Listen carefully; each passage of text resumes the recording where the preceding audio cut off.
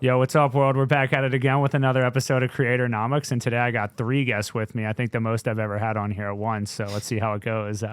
Got Daniel, Aiden, and Carter here. Appreciate you guys joining me. Yeah, thank you for having us. Yeah, for sure. Yeah, seriously, thank you. Yeah, so I guess you guys want to give a little background of where you're all coming from, and then we can dive into kind of you guys' creator journeys and kind of your crazy experience in this fun world that we all play in. So I started probably about 3 years ago doing videos, just literally from my room. We were making stories and just having fun. Didn't think it would really go anywhere. It's actually thanks to my friend Aiden McMurray, who also has like 1.6 million followers. He started it. I started managing him. He blew up. I started myself.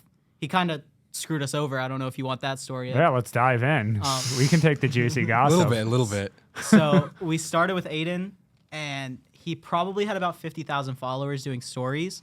And I was like, this is what you got to do. I told him stories. Like, I found stories online. I told him how to monetize everything. He made a good bit of money. He's still our friend today, but he made a good bit of money and eventually was like, look, you can't manage me anymore. I need to sign to an agency. That's what all big TikTokers do. Yeah. Which agency? Can you say? I feel like I shouldn't. Okay. Yeah, I feel like it's not a great idea. Yeah, all right, still that's a big fine. thing. It's still definitely a big one. Okay. But he signs, and behind the scenes, I kind of do a lot for Aiden, the other Aiden, and all the people I manage. So as soon as he moved, right, lost. His account actually got shadow banned, which I want to talk about that if we can, because people think that's a real thing. Not really. It's a lot different. So it's funny that you say that because we actually, I met Kevin, who actually runs marketing for us now, through a Discord when I was trying to learn about TikTok, because when I was launching Infuse, I didn't really have much social media experience. I didn't even have Instagram yet. But I was like, nah. That's awesome. The numbers make sense. I can figure out how to do this. So I started a page and just started posting. And then I was trying to look up, how do you grow? And one of the biggest things was about shadow banning. So that shadow banning thing brought me to a Discord, which Kevin, our now head of marketing, runs, and that's how we met. But it's funny because shadow banning is such a big keyword in the whole creator ecosystem. So what do you guys think? True or false? I think it's a buzzword. I think people love to just use it as an excuse, especially we personally have a lot of little things we have to do that make a TikTok do good or make a TikTok do bad. And shadow banning is a word that's thrown around way too much. It's not real. I'll start by saying that. By it's not real, that doesn't mean it can't happen. It means it's not real. So Aiden, when he moved, right? When you look at analytics, there's 3 bars: For You page, profile, and following. So those 3 bars, you could tell where the views came from. And when he moved, as soon as he did that, For You page bar disappeared. That would be a shadow ban. You're saying within the analytics tab. Yeah. So that would be a shadow ban. People will say, oh, my video did bad because last week I got 100K. This week I got 20 views. It's because your videos aren't that good. You just had one do good. But when the For You page bar completely disappears for an extended time, because the way TikTok analytics work, they update after 3 days. Your first one won't show the real analytics. Yeah. So on the 3rd day, you look, For You page bar is gone. Wait a week, For You page bar is still gone. You're shadow banned. Figure something out. That doesn't mean it can never work again, because the account can work. But shadow banning is not the phenomenon that everyone thinks it is. So why do you think people are so convinced that it is real? Once you see a little bit of success, you expect that over and over. That's your mindset. Once something good's going, you want something good to keep going. Once you see a little decline, you're like, what did I do wrong? What did I do then to do good? You have to have something to blame. You can't blame yourself. Yeah, I think one thing that I found was funny with TikTok when I was A/B testing it myself is it almost doesn't reward different type of creativity. It's if you do one thing that works, it just wants you to slam that one thing. And if you try to branch out at all, it's nah, don't do that. Just keep making it builds on the same content being popular. Over and very over. similar though. You have to keep it pretty similar, I think. I have a favorite saying that I say to everyone new that I manage. TikTok is about stealing content. Yep. Yeah. Just look at what's working, do what's working. Yeah, and I think stealing probably is abrasive sounding to some people, but it really, it's I guess being heavily inspired. No, steal. Steal, yeah. I feel you. I mean, yeah, it is what it is. But yeah, what about you guys? How did you guys kind of get into the TikTok world? So I'm relatively the newest to this, but I've been behind the scenes for probably 2 of the last 3 years. Okay. I met him on Discord too. Played games together. Funny how that works. Yeah, Yeah. it really is. Discord's crazy. Yeah. But I started to get more involved with the TikTok stuff that he was doing. I started doing comments for him that would be like on his videos. I would say, "Oh, that's cap," right? And they would get tons of likes, right? And that would help like boost the videos. Yeah. Or so we thought, kinda. Yeah. In a way. Like you're saying You're looking by, at me like I'm wrong, but like we did. You're think saying that. by having comments in there, like people are more likely to like if they see comments, then they'll watch I a would video try for to- longer and Yeah. like So one thing I wanted to test just to see if it could work with any niche. My sister made like mom videos, and I said I want to test something because it works on ours. I just want to see if it works on yours. So I told her start making videos about her car. Pretend that her car's not paid off and she's running from the people that come and take your car. yeah. And so everyone would start commenting, pay your car, stop making your husband pay for your car. And as soon as she did that, she went from 2K from the mom videos. She's already at 30,000, has videos with a mil. Yeah, the comment section is super powerful within TikTok. really like it's is. almost more powerful than like the short form video. Yeah, part people of the love app. to spend so much amount of time like reading the comments as well, which keeps your video playing. Yeah, When we were on his story, so a big thing that we played a part into about 2 months ago, there was a big trend on TikTok. This happened in Ohio. This was. Oh, in I remember Ohio. that. Yeah, yeah. He was actually from Ohio. So Okay. we put it in his bio. We had people commenting about Ohio. Yeah. It made him blow up. So how when you say you get people to comment, is that like your boys in the Discord, or do you have like an actual like commenting like system built out? We originally had a little comment system. I had my comment Yeah. system. when he was behind the scenes, I had a Minecraft server, funny enough, where I would have people that I was friends with, kind of. I am friends with him now. Yeah, yeah. That I would be like, do comments on this video. Just go comments on it. It doesn't matter what you do, but get it out there. And that started the drive. So that Yeah. it now is What, more what of was a- your comment system? I put like 8 copy and pastes in my notes and would just go through on different TikTok accounts. So you yourself Yeah. just Yeah. had a bunch of accounts Yeah. and you do it yourself manually. Yeah. We mostly would Start just do it fights. through Yeah. like just being in group chats and just like, yo, you mind commenting on this real quick? Yeah. Like, or I just posted and everyone would just kind of know to go do their own thing. Like, Yeah, that's no. I mean, I think one thing that was like a promotional method for a while that worked was like, "Yo, your link in bio is crazy," and just Yeah. like it's interesting because people don't even then have to make an advertisement in any way, but you just are Exactly. like, it's like almost like a complete like mind hack of like, well, we're just promoting through the comments. Like I don't know, it's Yeah. not an ad, and like TikTok won't look at it like an ad and like deprioritize it and stuff. And the viewers just go reptile brain. They just click it. They don't. Yeah, exactly. For ours, it's kind of the same, but it doesn't even matter if the video itself doesn't do good. The ad, because it's based off of a video, we link it to one that has done good. So that's Yeah. where all the drive is from. And we've noticed a few different things. Like when we put the comment as part 2, it'll get a lot more drive. If we just respond to a random comment, it gets a lot less installs or yeah, clicks. Yeah, and I think reply videos is even another, I guess people call it like method, but another promotional strategy that works well is like if you're just replying to like, what's your favorite game to play? And it's like, someone obviously sent them that comment and then they're replying to it and they're like, oh, it's in my link in bio, check it out. Yeah. All those strategies are super interesting. So how did you 3 all meet and become friends and I guess in a way like business partners now? Yeah. So I actually grew up with Daniel and his brother. So his older brother is actually one of my best friends. We've like known each other for years and years. We all went to high school together, like whatnot. So we kind of just like would find random ways to make money and just like talk about like nonsense like video games and whatnot. And eventually Yeah. it just turned into like posting on social media and like, whatnot. And we actually have like a pretty tight knit group of friends, I would say. We do a lot of like traveling together and whatnot. And it's really just like the people in our hometown that are like really, really, really close. And we got people like Aft in there, and a lot of people have like actually moved to our hometown because of this. And I think that's like kind of been key, is that we've been really tight knit and really close through this whole And thing. spent a lot of in-person time together, not just Yeah, over the yeah, internet. exactly. Yeah. Like even our friends that we do meet through the internet, we really prioritize like bringing them into the group and like actually meeting and going on like, especially like traveling builds a lot of like camaraderie amongst Definitely. people. Yeah, so you guys have traveled a lot together and spent. What do you guys think the relationship and the importance of spending in-person time is versus like just being in a Discord server with like a bunch of different people? Because obviously the Discord server is a really easy way to meet a lot of people that are similar, but Yeah. I mean, maybe I'm just old school, but like I feel like being in person is like a completely different type of bond and trust level you can build. Yeah, I have a pretty diverse answer on that, I guess. 'Cause- so two of our group, so our group's called the Freshmen. Two of them, one's from Texas, one's from Ohio, him. And then we He's have from one, Ohio. we have one from California that's joining pretty soon. And I think it's a really different dynamic from when they're looking up to you on Discord because you own a server or because you're helping them or you do videos.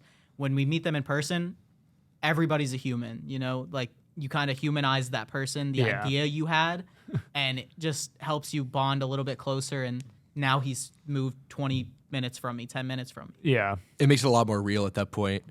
Yeah, no, for sure. So, I guess, how did you guys, when you said you started making TikTok social media, it started to get followers and some traction. How did you, at what point did you say like, hey, maybe we can start making money or turn this into a career? Before I even started, like I said, we had Aiden going, and through this app called Promotely, they owned an app called Yarn, and it was CPI based. So every install we got money. And at the start, it was like 40 cents an install. Wasn't, not to be over, you know, zealous, but it wasn't worth the time for 40 cents an install. But we did it because it's how we had to do it. At the beginning, we also moved him. I was managing him and moved him on YouTube, had every video doing 40,000 views. First month, 5 videos, he made $500. The first ads on Yarn made $2,000 total. Yeah. And I didn't take a single cent from any of them when I started. I still barely do, just because I feel like giving them the opportunity is way better. He was in college. He no longer has to go to college. He lives near us in a nice house. Yeah. It was kind of instant that we knew what our job was. Yeah, and it's funny because you bring up that you guys went to a app like a CPI base to start, and that's so not par for the course in kind of the influencer space. Almost everybody's looking for pay per post or, you know, some type of like collaboration more like Yeah. that, at least in the mainstream that I've people that I've talked to. But so I guess what would you have to say to vouch for how CPI and performance and affiliate kind of works, and why have you guys kind of stayed that route instead of trying to go, you know, quote unquote mainstream? I want to stand on the ground for everyone watching. Don't make your money from TikTok. YouTube's all right. Don't make your money from TikTok. Stay out of the creator fund. I have noticed it drop views. People say it doesn't. People say it does. Stay away from it. Steer clear completely. I want to stand on that ground because it's the worst thing ever. They pay you 4 cents every 1,000 views, or that might be the new one. I think that's Yeah. the minute-long videos or Yeah. whatever. It's even worse on the original one. We have driven lots of traffic easily, got money from that would be completely different than just paid per view. And even I think I don't know if you guys like want to quote like any of like the top days and stuff you have, but like I know that like there is real power in this. I mean, I see it. I pay everybody, you know, every single day. But like people are making real money, and if you're, it's a commitment that like you have to A/B test things and be willing to like lose every once in a while. But if you're willing to put in the time and kind of figure out this influencer slash, you know, affiliate kind of marketing world, you can, I think, make more and kind of on your own terms than doing like traditional brand deals. I think it's really about knowing your worth. I think if you really know that you can actually drive the traffic, then you obviously should do CPI, and it makes a lot of sense. Yeah. And what do you think is like an indicator that to someone to say like, I can actually do this, like people are going to listen? Start it. There's no indicator. Like, if you're gonna do it, think of it as a job. Do it as a job. Go full into it, regardless of if it's working. It doesn't work until you make it work. It's not gonna start for you. Do it yourself. Get it going. Don't look for a sign. The sign is you starting. Yeah. Just get right into it. If he was just starting, even if he got 100 installs, there's days where that can be $200. That's enough. Yeah. You can do that. Make an extra $200 until you make that 20,000. Make as much money as you can while you can. Yeah, no, for sure. And what inspired you to, I guess, manage / like help all these people? You said you don't take a big rip. Like, is it just like you want to be a part of a good community and like have win with a team instead of just solo? So I will die on the grave that I would do content over anything else.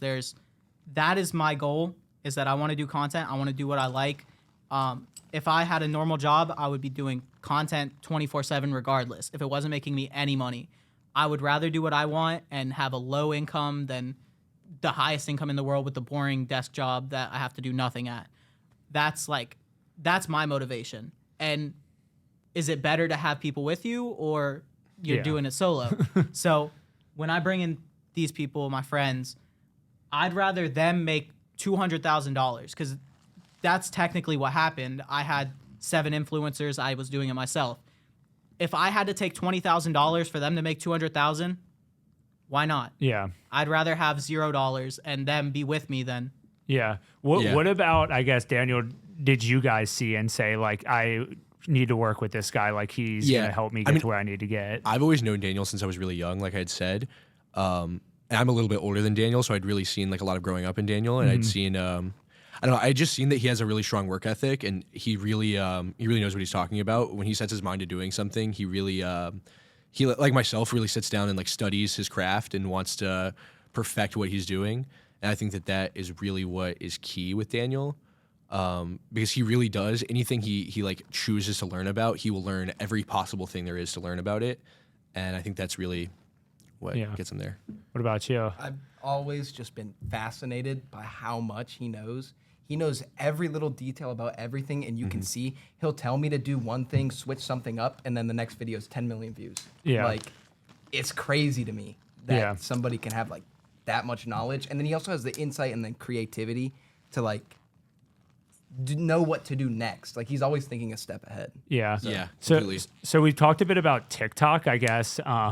What other platforms interest you? One, you mentioned YouTube as its own. I actually have been reading a lot that Snapchat actually has good monetization itself too. You see like David Dobrik and others like It's been really spamming popular recently. the Snapchat feed. So I don't know if there's any other platform. You guys are laughing, so I'm guessing I'm onto something. But Snapchat, if you can get a Snapchat deal, take it and run. Yeah. It doesn't matter how many followers you have. If you can get a Snapchat deal, that's your go. So YouTube, your average income would be every 1,000 views, $1 to $5. If you have mid rolls, it can be more. If you're on YouTube Preferred, it can be more. That doesn't even touch Snapchat. If you have, because the way stories work, right? You could post 100 stories a day. People will just click through it. Doesn't matter. So if one story gets 100,000 views and you did 100 a day, what is that, 10 mil? yeah. Instantly, that 10 million monetizes way better than YouTube. It can be like $5 per 100 views. And if you're getting 10 mil a day, 30 days a month, they instantly have to pay you $20,000, something like that. Our friend Aiden, like I said, we got him on Snapchat when they were doing the $1 million a day deal, if you know about that, which was, now they only do $1 million a week. So they'll pick out a video on the spotlight. Yeah. and they'll pay the top of the week $13,000 until they hit $1 million. It used to be, when they brought it out, $1 million a day, which every day, if you got a video with 300,000 views, that was $20,000. And if you know the currencies and everything, like, that's way different than any other one. Yeah. Yeah. So what and then you said YouTube too. What about shorts and reels and things like that? Shorts is so easy to game. You got to treat it like a game. Shorts will go based off of your subscribers. So say you have 1,000, your videos on Shorts will automatically get 1,000 views type. And the way that works, you just name it and put Shorts in it. We have a few things. Take your channel keywords out. That will stop Shorts. Shorts will automatically get pushed if you don't have channel keywords. Every video you have to type your tags, change the title. That's really important. If you see something working, change the title and it'll get another boost. You're saying just the same video, just change the title. Yeah. And as soon as you change it, maybe a day later, it'll get a boost again. Keep doing that, rinse and repeat. If you're pushing subscribers, you need to be pushing from every platform. Push subscribers from Instagram, TikTok. That's the platform you want to be on if you're going for just easy monetization. or that's what you want to do, YouTube is the best one. And like I said, it will stay concurrent with your subscribers. So once you hit 10K, you'll start gaining 10K views a short, which the monetization isn't great. It's a little bit better than TikTok. I think it's about 8 cents per 1,000 views right now. Yeah. They cut their program a lot, I think, from when they started it. Well, no, Yeah. Shorts actually, they just made better. Oh, they did? Just like recently. Yeah. So it was, you would get paid a bonus the same way Instagram did, which Instagram completely cut now. There's no more bonus. But YouTube Shorts used to be a bonus where if you got 20 million video views, same way Snapchat worked, if they picked you that month, you got 1,000, which wasn't good at all. Yeah. Now they do ads on Shorts, which is 8 cents per 1,000 views. But like I said, it stays concurrent. So if you have 1 million subscribers, each short is getting around $1 million, if that. And if you get 20 million views that month, instantly you made $500 more just from shorts, which shorts is already just content that you've already done. You're just re-uploading what you've already done. Yeah. So how would you guys say your income as creators is spread between, getting like a YouTube bonus or getting a CPI, or like, are you guys basically all CPI, or are you guys also working to like diversify across all these different earning streams? Currently all CPI and sponsorships, but that's because, like I said, I stand on the ground, don't get paid from TikTok. Yeah. Yeah, And no, you guys, have Yeah. you guys tried to diversify from TikTok at all, or are you guys just leaning in because it's what you know? We have a group called The Freshmen that we're making YouTube videos for now, where we're going to do all our solo YouTubes, plus we're going to push into a group YouTube, because I think that will work the best, where we do like hour-long videos and travel. So one free game, one thing that we've started to find a lot of success with is like minute-long video, like ad to start the video, pushing people to a download. For some reason, YouTube, like the value per user that gets sent through like a minute-long ad at the beginning of a, call it 20-minute long-form video, is like 6x what I see coming from TikTok, I think which is crazy. I think YouTube as a brand. Oh, God. I think YouTube as a brand is just a lot more like packed. So if you have fans on YouTube, it's a lot different than having fans on It's TikTok. a much stronger. A fan is worth like It's more 100 consistent. on TikTok. Think about it. I You'll wanna also ask have you a them question. forever. I want to ask you a question. Name me the last 10 TikToks you watched. Yeah, But could you name me one of the last 10 YouTube videos you watched? like definitely. Yeah. Yeah. So Yeah, for sure. Okay, so the TikTok ban, I don't know if you guys keep up with that at all. Like, are you guys just like, this definitely isn't going to happen? Are you like contingency planning? What are your thoughts on that hot topic? So my thing, I've had success on all platforms with the videos that we do. And I want to say this, if you're scared of TikTok getting banned, don't be. The second TikTok gets banned, there's another one, an American version. You guys could make one. Yeah. Like, it would work the same way. Whoever's the first on that and has people going to that, it's never going to go away, because shorts is the new thing. Short videos, short content, Yeah. that's the new thing. Regardless, that's why Instagram's doing it, YouTube's doing it. Yeah, I don't know if you watched our last pod, but I think one kind of funny thing that we said there is like, clearly like Facebook and Google are both like hard lobbying to get TikTok shut down, and they're sitting there with shorts and Reels like, oh, everybody come here, just shut down TikTok. All these American tech companies keep trying to like force down our throats that it's like a Chinese tech company, and they're really trying to like demonize it because of that. Yeah, then they just build these little baskets of shorts and Yeah, Reels, and they're like, exactly. ban it now. Yeah, It's the they have same so much algorithm. stake in it. Yeah, for sure. I mean, I think realistically, if it ends up getting banned, will probably just end up being like China, where everyone just uses VPNs, and it's still like it's not going to go away. I think a new platform would be the. I do too. Well, what about Lemonade? Have you guys messed with that at all? The new ByteDance, the company that owns TikTok, just came out with an app called Lemonade. I think it's a bit of their contingency plan. It's like a mix of Instagram and TikTok. I was messing it around with it earlier this week. So I think that maybe even the same company will come up with. That'd be a fine, crazy. we'll do turn this. of- yeah, that'd be crazy. Another cool topic. I don't know that you guys have messed around with it all, but AI, like that's obviously a huge topic in the world of tech. Have you guys messed around with AI at all? And how do you plan? Like, how do you see you could leverage that to build better. You're just scared of AI and you're like, get that out of here. It's going to take over the world. It's crazy. It wouldn't do anything for us personally other than I manage a few musicians and there's a few AI related ways to advertise with it. It's kind of the way we look at it. You have to figure out a way to make all of the new things trendy to promote your videos. So regardless of us using AI for something specific or just finding a way to be like, AI did this and it was crazy. But you're saying make it as like a theme to get views. Yeah, you go trend after trend basically with TikTok. It's not about what's new. It's just like use it and then it goes away. Yeah. You got to use it while you can. Yeah, for sure. And then one kind of last one. Any questions or anything else you guys want to talk about? We can chop it up too. But in terms of like taking care of like your mental health and making sure you're in like a good spot in this like crazy world of TikTok and social media, like what do you guys have some tricks of the trade to make sure that like you stay grounded and like in a good spot? I'm going to let them talk because if you manage 20 people, you don't have a good mental health.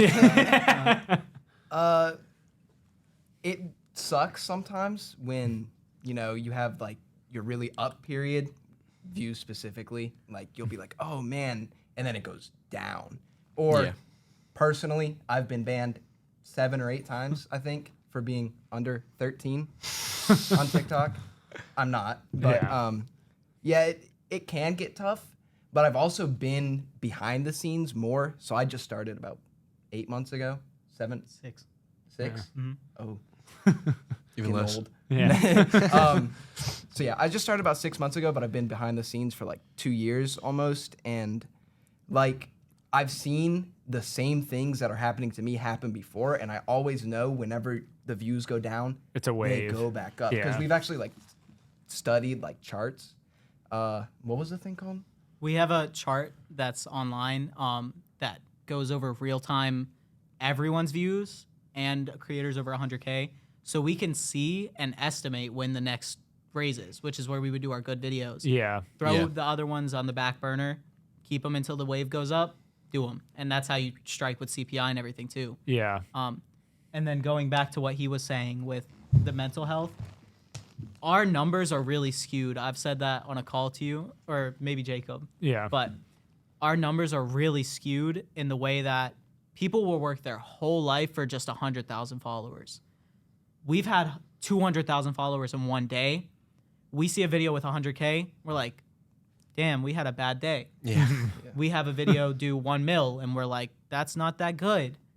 Other people would kill to have that. Yeah. So it really messes with your mental health. And that's kind of why I took a step away from creation and went more into management.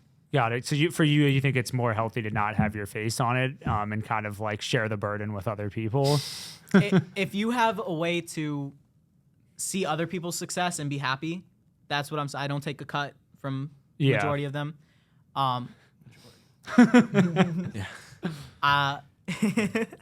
Only joking. Yeah. If you have a way to feel happy for others succeeding, you can kind of put yours on the back burner. My videos didn't do good today. His did. I helped with his. Success for me. Yeah. So what about you? I would say for myself, like I juggle a lot of things. I'm a full-time student, a full-time influencer, and a full-time stylist. So there's a lot of things. I think you just have to have really healthy outlets. You have to just like have other things to go do that you just like enjoy, that you can like take a time to not think about any of your like work things, and you can just like totally do something else. Yeah. Whether it's like going to the movies or something even. Yeah. You know, no, like, for sure. Yeah. Well, I always try to like work out before work, and like I actually use the modes on my iPhone. I don't know if you guys have ever messed with them, like focus, do not disturb. Like I'll be like, it'll be like a Friday afternoon, and I'm sure you guys can imagine like my phone is like constantly blowing up. I'm sure like all of you. And no, I'm like, I can feel mine right now doing the same thing already. And I'm just like, I'm like personal mode, and then it's like, my family can text me and like it blocks everything else. Yeah. So I think that's one that's been useful for me as well. But yeah, no, awesome. Any other hot takes you guys want to throw on the pod? I want to add a question for everybody watching and you personally. Okay? Yeah. So if I told you to close your eyes. Can you see an apple if I tell you the word apple? Yes. Can you see the background? Can you move the apple around? Yeah. Kind of, yeah. So I can't do that. I can't imagine. And you got to think of how stressful that is with creativity if I'm managing them. Yeah. I'm just using that as an example to say, don't let something stop you. Go for it. I think that makes you. It's even called better. aphasia, and Yeah. he can't picture things. Yeah. He cannot picture things in his mind. That's I don't crazy. understand how his mind works. If I'm helping make a story, I can't imagine. Yeah. Use AI. I actually have a question for you. What's been Yeah. your favorite part about like starting Infuse and like just doing this whole company? Yeah, definitely. So I think the most fulfilling thing is like that it's still alive and still Yeah. going. It's like every single day that like this journey continues is like a huge win. And Yeah. we've gotten to the point where it's stabilized, like it's going to be around.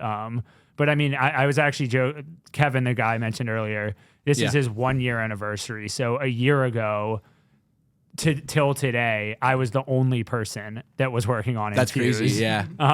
And to be able to see kind of like the success that it's had in How much it's grown in about that a year. year, and now there's all these different outlets and different ways we're trying to grow it. So I think my favorite part is just like every day getting to continue the journey of like.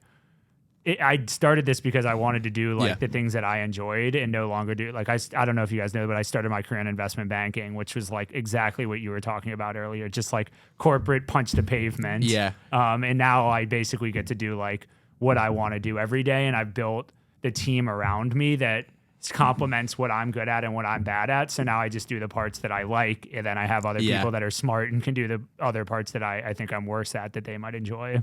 When you can make your whole like job something you really enjoy, it's perfect. Yeah. I'm a full-time fashion student, so I understand that completely. Yeah. Making it your passion is kind of the whole thing. It's crazy. If you wanted to bring anyone onto the team, Yeah.